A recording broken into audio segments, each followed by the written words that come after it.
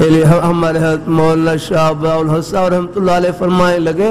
موت کا معنی مٹنا نہیں، موت کا معنی انتقال مکانی یا رکھا، یہ دنیا کی آنکھ بند ہوئی اور آخرت کی آنکھ کھل گئی یا رکھا، بس یہ الحمدللہ۔ ہاں یہ میت کی بظاہر آنکھیں بند ہوتی ہیں لیکن آخرت کی آنکھ کھلی ہوتی ہے اپنا۔ ہاں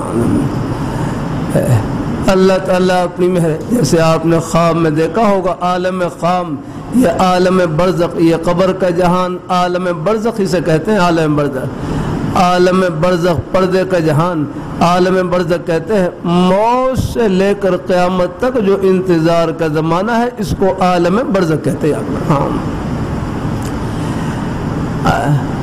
پھر یہ عالم برزخ ہمارے طلباء کی اصطلاح میں عالم برزخ یہ کلی مشکک ہے،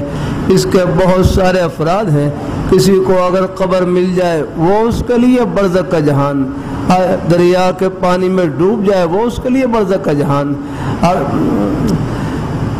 جہاں بھی اس کی میت موجود ہو، چاہے جسم اصلی حالت میں ہو نہ ہو، چاہے جسم ذرات کی شکل میں کیوں نہ ہو، وہاں پر اللہ پاک کی ذات